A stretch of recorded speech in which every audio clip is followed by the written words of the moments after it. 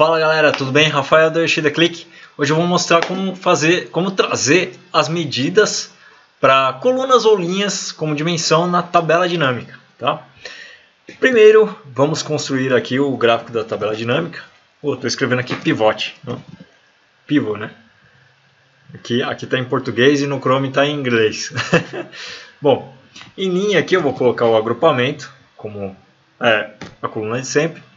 E aqui a coluna eu vou colocar duas colunas dois campos de dimensão como coluna, tá? Vou colocar aqui o setor e vou colocar também o parcelamento.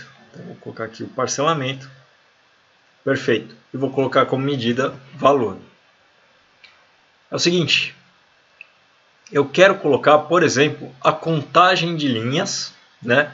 Como uma das colunas no nível mais baixo, tá bom? Então vou vir aqui em aparência, eu vou estar exibindo todas as informações, né? Legal. Agora aqui, por exemplo, em amarelo, eu quero trazer a contagem de linhas, né? Eu quero a contagem de linhas embaixo de cada um dos setores aqui por parcelamento. Porém, se eu colocar a fórmula direto, né? Vou colocar aqui setor de parcelamento, vou trazer a contagem de linhas. Vou colocar aqui, por exemplo, count de valor. Que valor eu tenho em todas as minhas linhas. O que vai acontecer? Ele vai me trazer um erro. Né? Eu tenho aqui a dimensão inválida, porque esse cálculo, da forma que eu coloquei, ele vai trazer ele traz os resultados por dimensão. Tá? E o que eu quero trazer aqui é um número como se fosse dimensão. Então, como é que eu faço isso? Eu preciso utilizar de alguma fórmula que traga esse número como um resultado de dimensão e não como um resultado de medida. Bom, vamos fazer aqui na prática para ficar mais claro. Tá? A gente vai estar usando o AGGR, por exemplo, que é a tabela virtual. Na tabela virtual, o que acontece? Eu quero que ele me traga um valor para cada setor, né? Da mesma forma que está ali, setor no nível maior e parcelamento no nível mais baixo. Vou dar um aplicar. Desse jeito, ó, o que eu tenho? Ele me trouxe como resultado. Desse jeito, ele me trouxe como resultado a contagem de linhas, né? Que é o que eu queria efetivamente aqui nas colunas. E essa contagem de linhas, na tabela virtual, ela me traz um total de, no caso aqui eu tenho 16 colunas, né? Ele me traz um total de 16 resultados já organizados por setor e parcelamento, onde cada um desses resultados representa o valor de uma dimensão. Tá? Desse jeito aqui eu consigo colocar os resultados como se fosse uma coluna na tabela dinâmica. Tudo bem? Eu posso pintar aqui para ser diferenciado, então posso mudar a cor de fundo ou a cor do texto, para que ele fique diferenciado.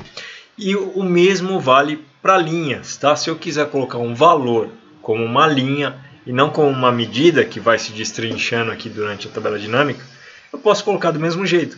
Eu tenho aqui o agrupamento, eu quero saber a média dos agrupamentos, e ele não precisa se destrinchar entre as colunas. Então, como é que eu vou fazer?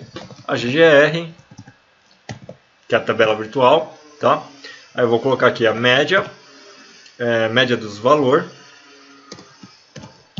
por agrupamento. Desse jeito, ó, observe que eu não tenho uma função de agregação para pegar os valores da tabela virtual. Tá? Eu não tenho um sum aqui englobando a tabela virtual. Estou deixando a tabela virtual me trazer os resultados. Então vou dar um aplicar. E aqui eu tenho o valor médio, ó, tá vendo? De cada um desses agrupamentos, sem que ele precise se destrinchar aqui durante a tabela dinâmica. Tá? Aqui no caso ele ficou alinhado pela hierarquia, né? A gente pode estar eliminando essa hierarquia, tirando a indentação de linhas. Desse jeito ele não fica indentado, tá bom? O que tinha para dizer hoje era isso, tá? Espero ter esclarecido as dúvidas aí. Para quem é do curso, a gente continua se falando aí no grupo de alunos. Eu desejo a todos vocês muito sucesso e até um próximo vídeo. Valeu!